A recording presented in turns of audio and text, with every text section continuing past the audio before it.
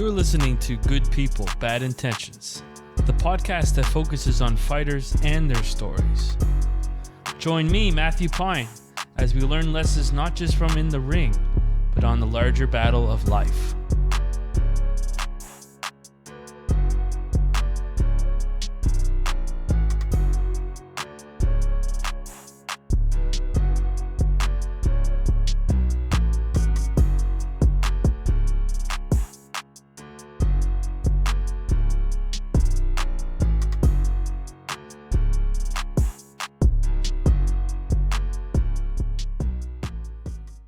Hello, ladies and gentlemen, and welcome to the Good People, Bad Intentions podcast. And join with me today is Kyle, the real deal McNeil. Hello, Kyle.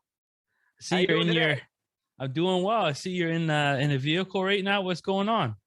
Man, I'm always going between places. I just left a farm, Rainbow's End Equestrian Center. It's down near my gym. It's my mother and my sister's farm. My sister's self-employed, so I was just down there helping them roll some bales of hay in and having a little visit. Popped into my gym for a bit, put in a little bit of work, and I'm just on my way home now. You use a term that I think is pretty synonymous with you, which is work, because I've been following, all your social media and all the different things that you're involved with, and it seems like you never really take a day off. You're either, in the gym working, or you're working on the 100 acres wild farm. Yes, right. That's right. 100 Wild Acres Farm is me and my girlfriend Colleen Pace's spot. We've renovated a 200-year-old homestead on 100 acres out in Clam Harbor. We renovated it over the last 5 years, all by hand, walking in and out a kilometer plus into the woods, all throughout the year, all seasons. We've been up there in the winter, the summer, the fall, and it's a lot of hard work, but now it's a beautiful farm with Ossabaw pigs, ducks, 13 chicks, and, so we got all of our eggs, all of our bacon, and we live off the land. We do it very old school, very Amish, but it's very nice. Got our solar panels and no bills. Things are good.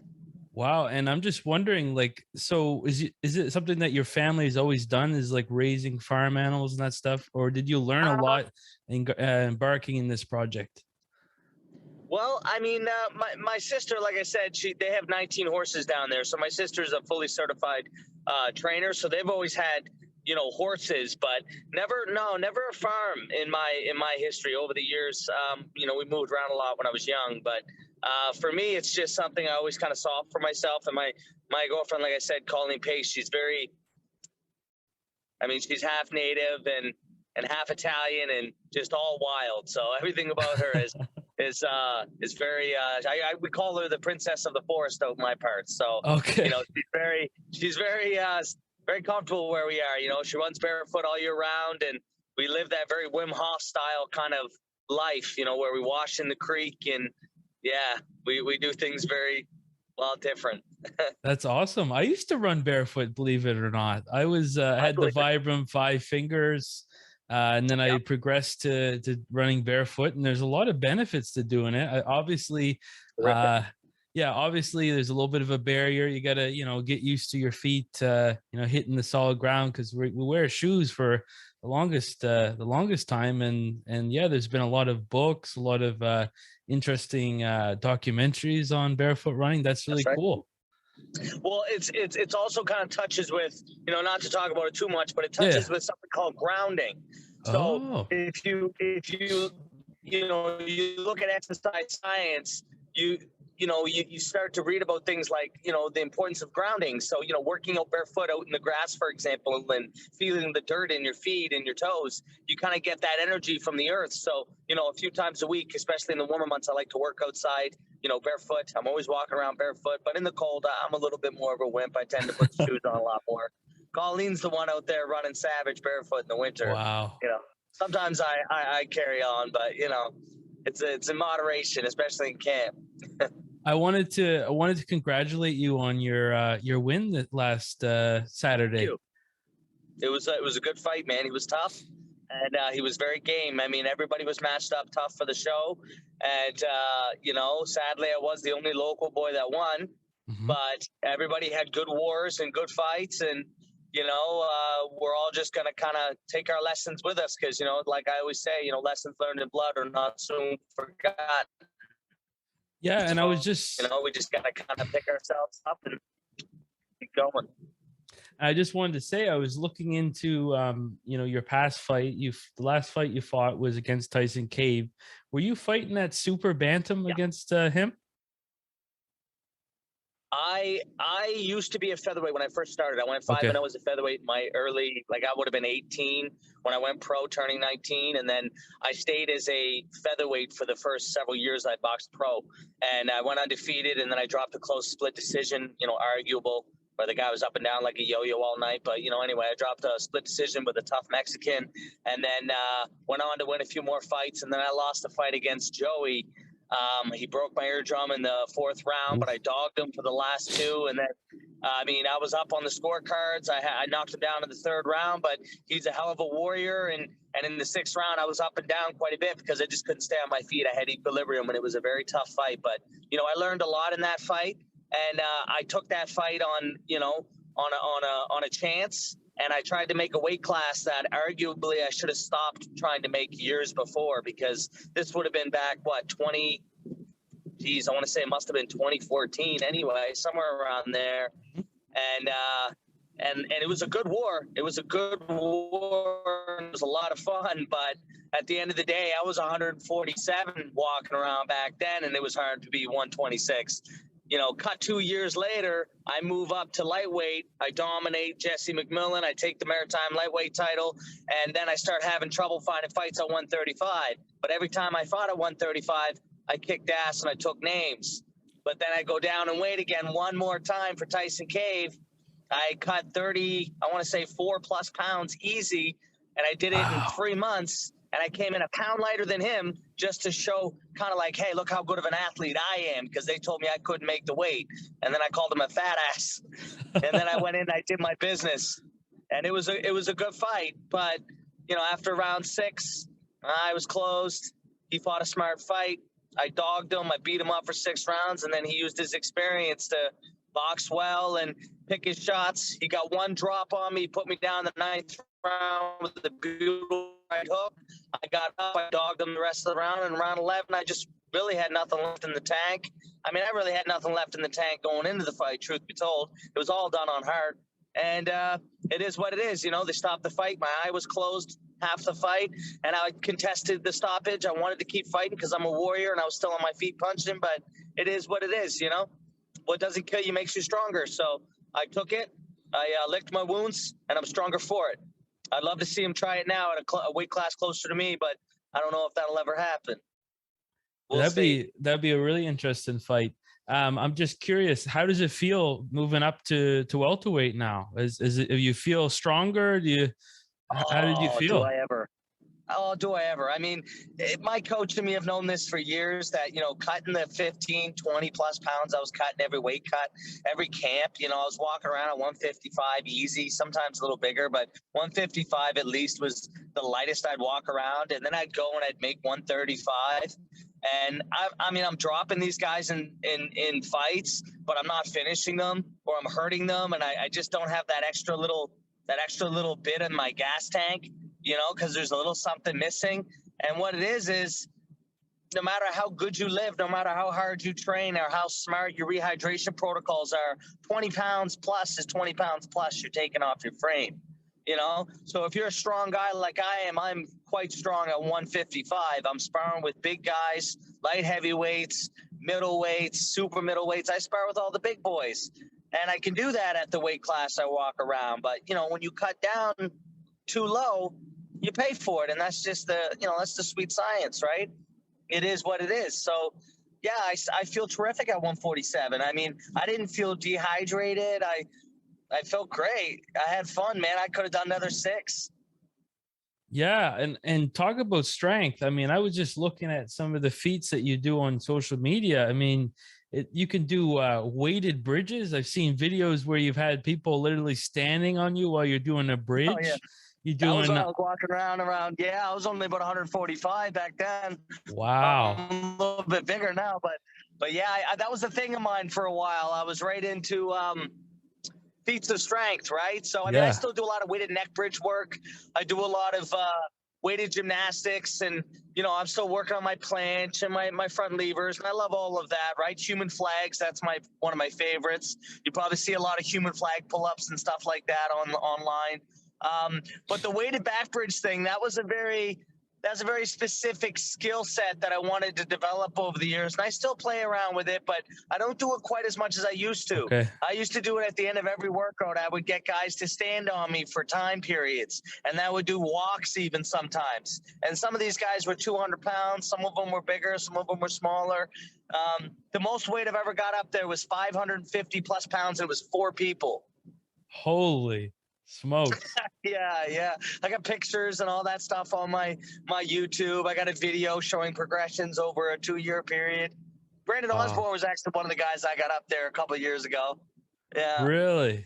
Oh, yeah. My buddy Brad, I got him up there. Quite a few people over the years, because Cole Harbor Place used to be my stomping grounds, right? Yeah. So I did a lot of my training back in the day. And segueing now, can we just talk a little bit about your beginnings in boxing, because you've been at this. You're 29 years old now, and you've been doing this for. I'm 30. I just turned 30 in October. Oh. I'm 30. Yeah. Happy belated birthday! Happy belated birthday! Man, thank you. Yeah. Big 3-0, buddy. I don't know where the time goes. Yeah. So you've been boxing for a long 20 time. Plus years. 20 plus years. Yeah. Wow. Long time. And you want me to tell you where it all started? I can run it back. Sure. Yeah. So I walked into Twin Cities boxing with Bobby Tapper when I was probably about 10 years old. And my brother John was boxing at the time. He ended up sticking around for a few years before he kind of moved on. But when I walked in there, Devin Johnson was around. Kyle Sparks would come into the gym from time to time. And Charles was actually one of the volunteers there at the time. Ended up going on to help train me alongside Bob for about the first 9 years I was an amateur boxer. I took my first amateur fight when I was 11 years old, and it was in Newfoundland. I was 92 pounds. I don't think I stopped throwing punches from the minute the bell started until the last bell rang.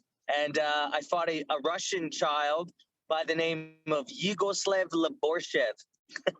Can't forget a name like that. No, he's the only Russian kid on the card. I have no idea where he came from. Everybody thought it was really cool, and apparently he had a lot of fights, but it didn't matter. I punched the snot out of him, and it was a good time. And then I went on to have about 10 stoppages back to back, because I did what's called machine gun punching, where the bell would ring and I wouldn't stop punching until the bell rang again, or they pulled me off. And that's probably the key for especially at the age, right? Like you gotta show that you want it, and you gotta get on them quick. You get on them quick, and you just throw a lot of combinations. And I feel like judges back then and referees were very adamant about stopping fights quickly. So I got a lot of stoppages very early on, and then I ended up having to increase my level of opposition really quickly. And then it even got to the point after my first 30 or 40 amateur fights where I had to actually start fighting bigger kids, like, 10 pounds heavier, within the 8-pound limit, and fight a little bit bigger. Then I went up a weight class, then I went down a weight class. And that's kind of what I did my whole amateur career, because if I ran out of people to fight, we just decided we would do whatever we had to do to keep the fights going, because it's hard to get a lot of fights in Canada. For sure. Yeah. Well, not Canada so much, but Nova Scotia for sure, and around the Maritimes.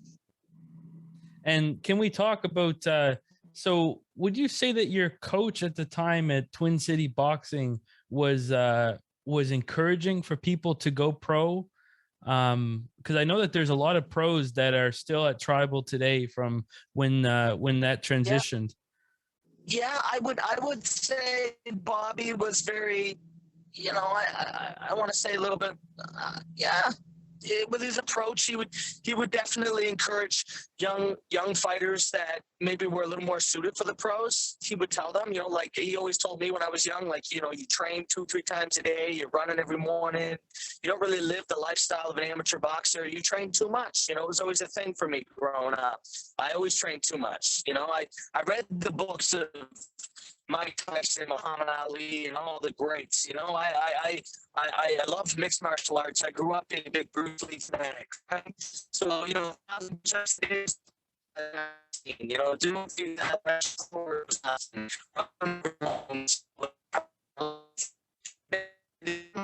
a lifestyle outside of training, truth be told, all throughout school, which is why now, as an adult, I know so many people from all the years I was in school in Dartmouth and Cole Harbor and high school, and they all come to the fights, and they all remember me from when I was a kid telling people, I'm going to be a pro fighter, you know, I'm going to be a businessman, I'm going to work for myself. And if you told me anything other than that, I'd smack you in the mouth. But no, I have a lot of friends and a lot of fans and a lot of supporters, and I'm very grateful because of it. But, you know, digressing back to your point, yeah, I do feel like Bobby did encourage me to be a pro young. He was like, it's better you get in the trenches and learn in the pro game, I think, than wait around. So I had, you know, maybe 100 plus amateur fights, and we decided to flip over. I was fortunate to have as many as I did. Wow, that's impressive that you had that many amateur fights. That means I that did have a lot. Yeah. I would have them all at once too. It would be like 9 weeks in a row fighting, but then I wouldn't have any for months. That's usually how it happened with us. We didn't really get like big breaks, I found. Yeah, and can you explain or talk a little bit about when you did eventually make your debut? How old were you at that I time? remember my last few amateur fights right before. I fought Joey Laviolette 3 times back to back, and I had to be 123.6 as an amateur just to fight him because they wouldn't come up to 135 to fight me.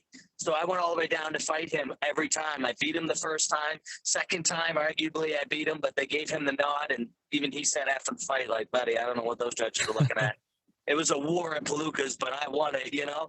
And then the third one, I would say he definitely edged me out with his experience. But after that, I went and I fought a guy named Ryan McGrady. I beat him, and I'd already beat him a couple times. I had a few more fights, and then I just decided time to go pro. And they wouldn't let us do it in Nova Scotia where I wasn't 19 yet. So I went to Shediac, New Brunswick, and I made my debut. I hope you've been enjoying the podcast so far. This is just a friendly reminder to subscribe to the podcast on your preferred platform. That way, when a new episode is released, you will be able to see it first.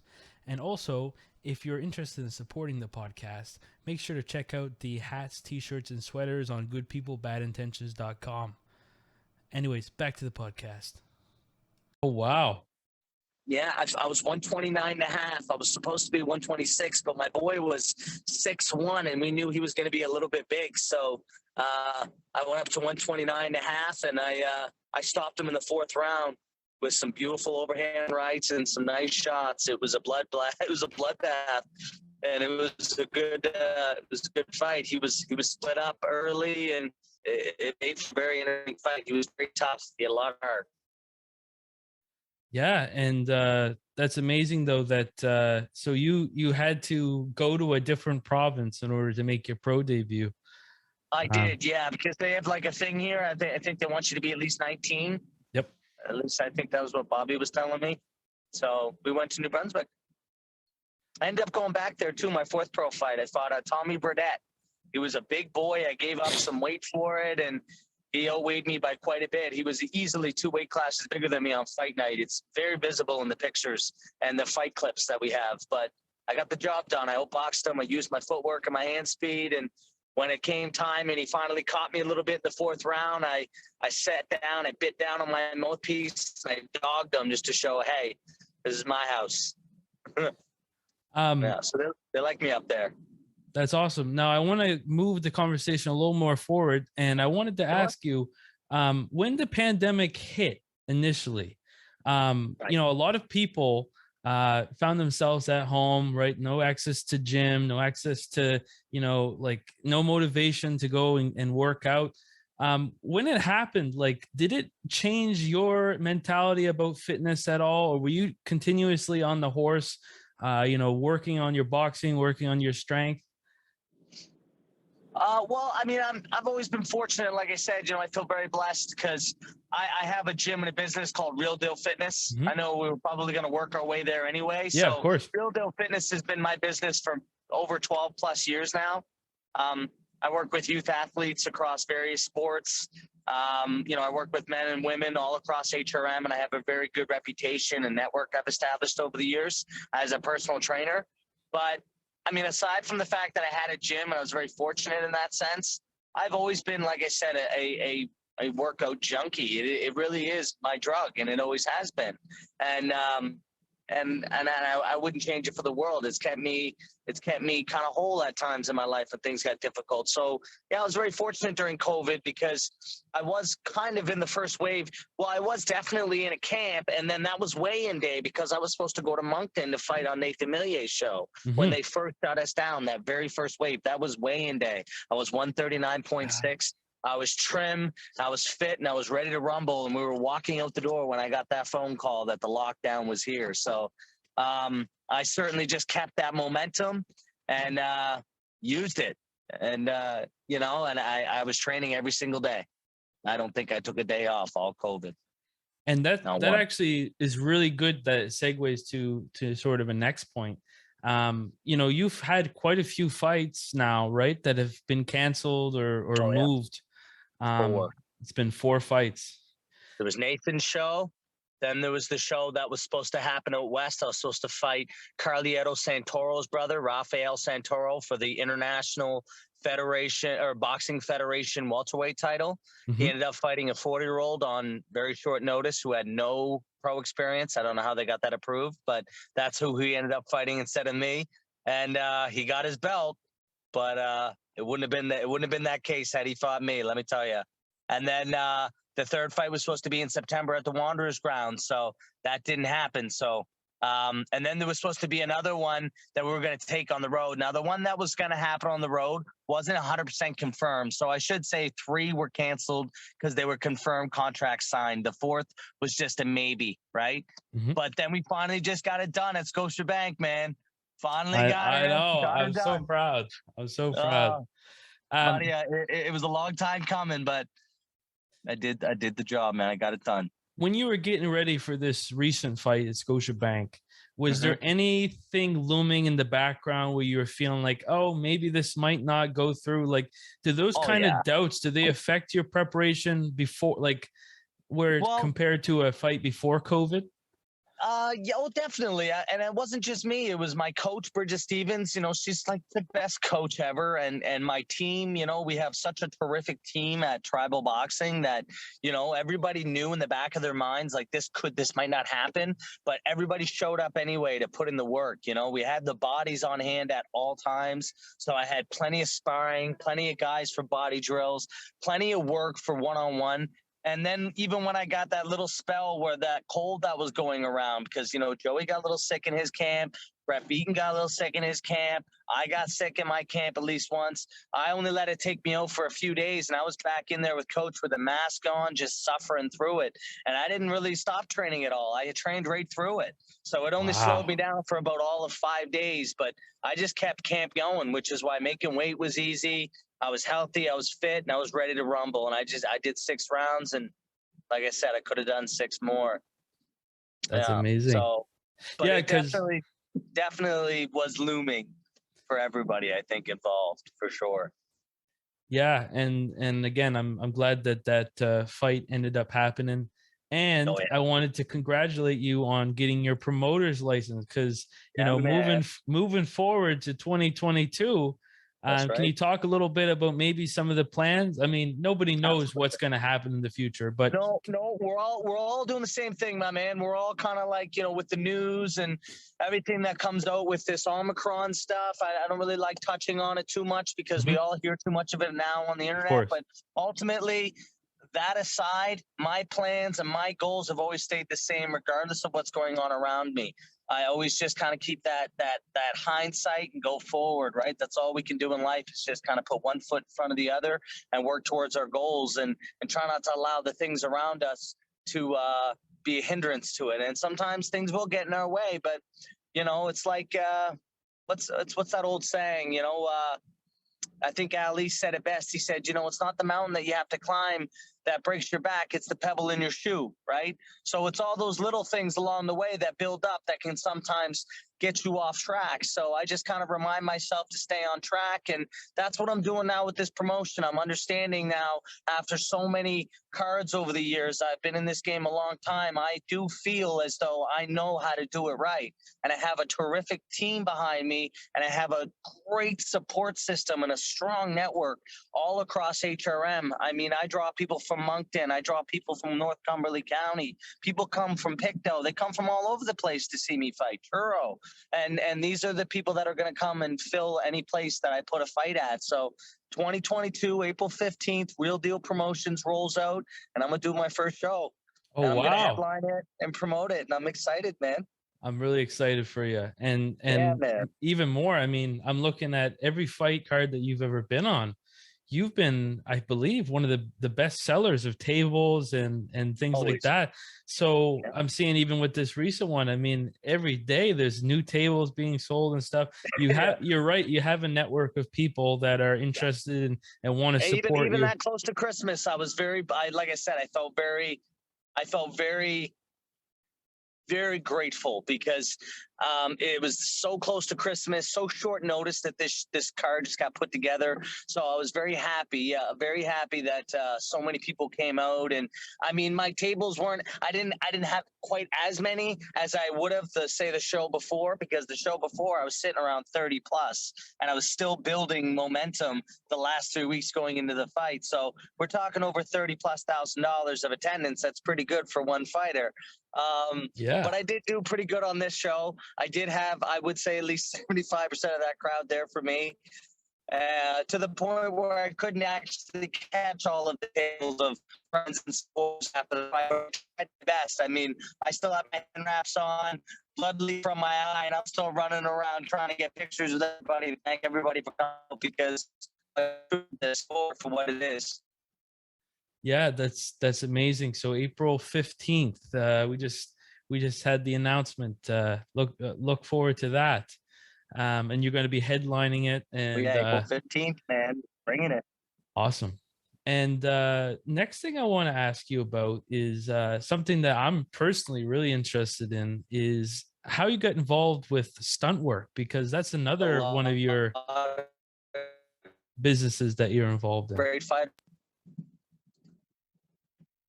Sorry, I didn't catch that.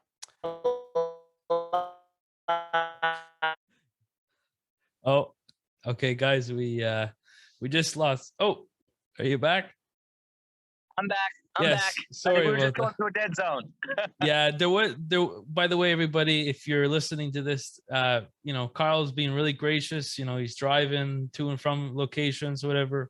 No, sorry, he's not driving. It's Colleen that's driving. Yeah, But my hello, Colleen.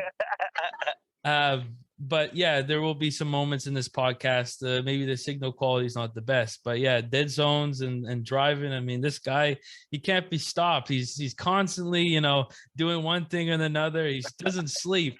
I don't. How long do you sleep a day?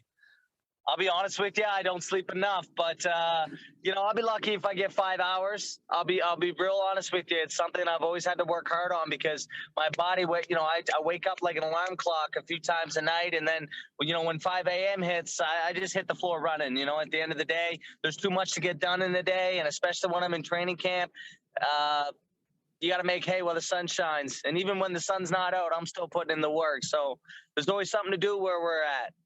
Yeah, for sure. The question that I was asking is, how did you get involved in stunt work? Because that's something you're also involved in. Yes, absolutely. I've been in film for over 10 plus years now, easy. That's actually how I met my wonderful girlfriend, Colleen Pace. I was in Stephen King's The Mist, the TV series, as a stuntman, a stunt prisoner in, the later episodes, and I got thrown out of a train. Wow. And I ended up meeting her at the stunt party, and we've actually been together ever since. She was in stunts for 20 plus years. She's worked with Mariah Carey, Pierce Brosnan, a lot of famous people. Wow. And she's the real deal when it comes to the stunt world. They call her Queen Bee. If anybody's listening and you're still single, maybe you want to take up being a stunt person. You never know. You might fall into the hands of, your next partner. Hey, you never know, right? Yeah, I yeah, mean, that's awesome. it's the way the world works, right? But yeah, no, I was in stunts for years. I was in Mr. D. I did some stunt driving in a couple Oh, episodes for a couple of the actors on there, like Colombian Nanny, and then there was another episode where I had to do a stunt. And then, like I said, I was in The Mist. Long before that, I was actually in a small film done by Director X, where it was a big riot that they did at the Bloomfield High School. That was kind of like my first real big stunt, where we all just, we rehearsed it at Peter Seamoss's gym for a couple days. And then the day of, we did a 16-hour day of shooting where it was just brawling all day. We're geared up with, pads and gear, and we're going to work. It was a lot of fun. And so some stunts were pretty big and pretty awesome, and some stunts not so much. They were a little bit small and not a big deal, but ultimately it's been a pretty terrific experience, and I've been on some pretty cool sets. I was on Pure season 1, season 2. Me and my, like I said, my girlfriend Colleen, we were police officers quite a bit in those seasons of Pure. I've been to Diggstown, a couple of the seasons of Diggstown, and so, I've stayed pretty busy over the years, but this last year or so, I've really just been focusing on my business and my boxing, and focusing on my passions. Not as much film work, a little bit, but not much. for sure. Next thing, Real Deal McNeil. Is this in honor of Evander Holyfield, the Real Deal, or? Always been a huge Holyfield fan. Awesome. I followed him in his early days. And I always loved the way he was I liked how he carried himself outside of the ring. And of course, who didn't love his fan-friendly style? I mean, that man, win, lose, or draw, always brought it. Didn't matter who he was in there with. But I don't know if it was necessarily him that instilled the nickname, because I didn't choose the nickname. See, really, I've always carried myself a certain way, and like I said, going all the way back to when I was a young man and even a boy, I was 9 years old, telling people I'm gonna be a pro fighter in elementary school, and if you told me anything other than what I wanted to hear, well, we were gonna fight about it. I was a bit of a scrapper back in the day, and I had a lot of fights growing up, but I was never a bully, and I only ever just defended myself. But I had a rep. I definitely did, and I ate the chip on my shoulder, and I grew big and strong, and I dedicated my life to training and fitness at a young age, and to the sport that I loved. And so now I am what I said I would grow to be: a champion, a pro boxer, a businessman, and I work for myself. And so one day at a fight, somebody hollered, "Real Deal!" I believe it was my buddy Goody, Corey Goodman. Shout out to him. And the name stuck, man. Everywhere I went, that was who I was. Kyle Real Deal McNeil. That's awesome. You definitely are the real deal. I wanted to ask, in kind of closing, was there any other things that you wanted to bring up? Any other ventures that you're involved in? What's the best way for people to contact you and get involved with anything that you're doing? Well, I mean, like I said, Real Deal Fitness is my business. It's my passion. Sorry if I'm moving right now. I'm actually grabbing a bunch of wood, and I'm going to chuck it in my Jeep because we're driving into the woods right now. Okay. No worries. This is Real Deal Fitness is my business. It's my life. I love it. I train all ages. I take pride in what I do as a personal trainer. And as I said, I've been doing it all my life. I mean, I know the who's who of trainers around Nova Scotia, and I tell you, there's not one person that'll say anything bad about me and about what I do for a living, because people respect me for my skill sets and for what I bring to the table. And in terms of being an athlete, that's another thing I take serious pride in. So, if you follow me online on Kyle or Real Deal McNeil 902, so real.deal.mcneil 902 on Instagram, or you follow my business real.deal.fitness on Instagram, you'll notice I have a very big following, and it's because I've worked very hard over the last years to build that following, not only through word of mouth, but just all the different industries I work within. And finding me on Facebook. I'm also on Twitter. Champion Ethic is my Twitter. And, I'm also on YouTube. I got a YouTube channel. Oh, wow. And, yeah, man, I just love what I do. I'm down at Tribal Boxing with great people. Like I said, Jim Maloney's my manager. Bridget Stevens, my coach. And you know, we have such terrific people there, you know, with the best hearts. So real deal, man. I love what I do, and I can't wait to really bring it in 2022, man. I want to bring boxing back in a big way. I certainly think you have the tools for that. And I I believe I just do. want to say a huge thank you there, Kyle, for coming on here. I Man, I know, wish I could have got on sooner, buddy. It's not a problem. I can't wait to come on again. We yeah, can talk yeah, more. yeah, and I understand like things are pretty hectic. I mean, you got a lot on the go. I appreciate Always. you. Yeah, I appreciate you coming on. I really look forward to 2022. Real Deal Promotions in April. I really look forward to seeing that card go through. And Oh, I'm excited. yeah, and take care. Have a good one. Stay. Merry Christmas and a Happy New Year. Stay warm.